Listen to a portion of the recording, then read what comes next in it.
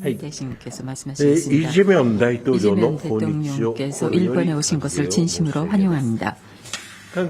한국 대통령으로서 취임 후 최초의 양자 회담 방문지가 일본이 되는 것은 수교 이후 이번이 처음인 것으로 알고 있습니다.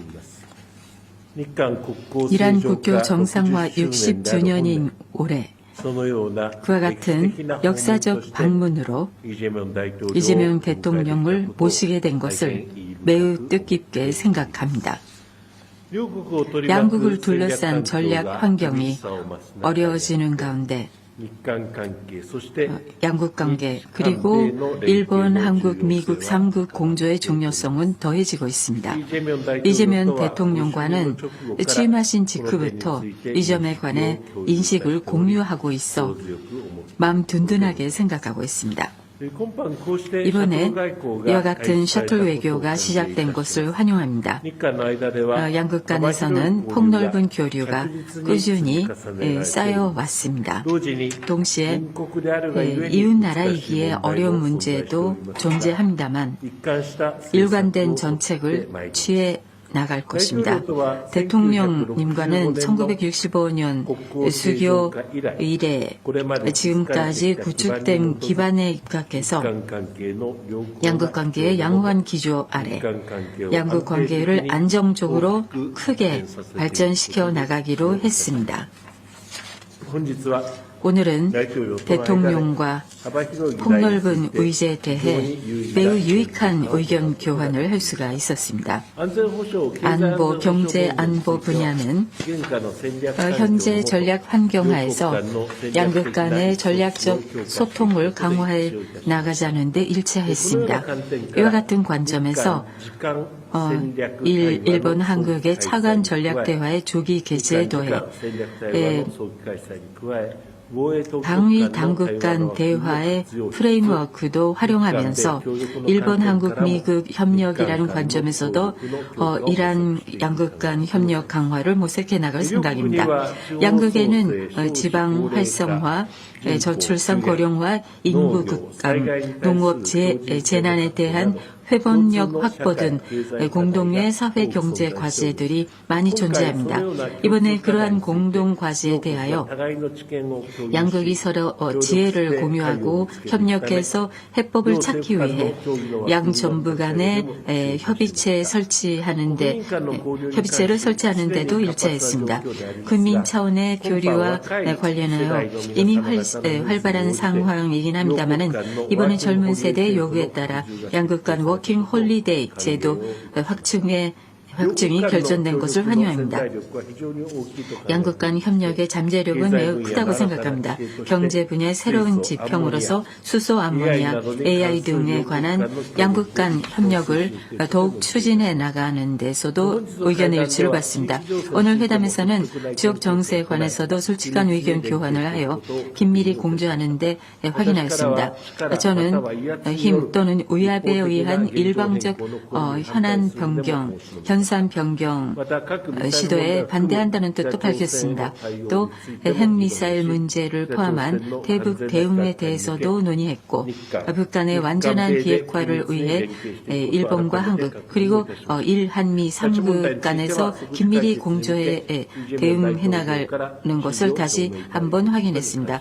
납치 문제에 대해서는 즉각 해결을 위해 이재명 대통령께서 지지를 표명해 주셨음을 감사드립니다. 두 손 맞잡고 더 나은 미래로 어려운 시대인 만큼 이란 국교 정상화 60주년의 슬로건에 있는 말처럼 양국 정부 그리고 국민이 손과 손을 맞잡고 더 나은 미래를 향하여 함께 걸어갈 수 있기를 바랍니다. 그리고 오늘 이재명 대통령과 회담 결과에 대해서는 나중에 공동 보도 자료를 공개할 예정입니다. 올해 환갑을 맞은 양국 관계가 이번 정상회담을 계기로 새로운 힘을 얻어서 더욱 발전해 갈 것을 기대합니다. 이상입니다. 이어서 이재명 대통령께서 말씀하시겠습니다. 먼저 저와 우리 대표단을 따뜻하게 맞아주신 이시바 총리님 그리고 일본 국민 여러분께 감사하다는 말씀을 드립니다. 지난 G7 정상회의 계기 첫 한일 정상회담을 가진 데 이어서 약 2개월 만에 일본을 찾아 이시바 총리와 다시 만나게 돼서 매우 기쁘게 생각합니다. 1965년 한일 국교 정상화 이래로 대한민국 대통령이 취임 후 첫 양자 방문 국가로 일본을 찾은 것은 제가 최초라고 합니다. 이 점도 우리가 한일 관계를 얼마나 중시하는가를 보여주는 매우 중요한 의미라고 생각합니다. 저는 취임 이후에 한일이 앞마당을 함께 쓰는 이웃이자 평화와 번영을 위해 긴밀하게 협력해야 하는 뗄려야 뗄 수 없는 동반자라는 점을 강조해 왔습니다. 또한 양국은 사회, 문화, 환경 등 다양한 분야에서 서로에게 유익하고 도움이 되는 방향으로 협력할 수 있는 최적의 파트너이기도 합니다.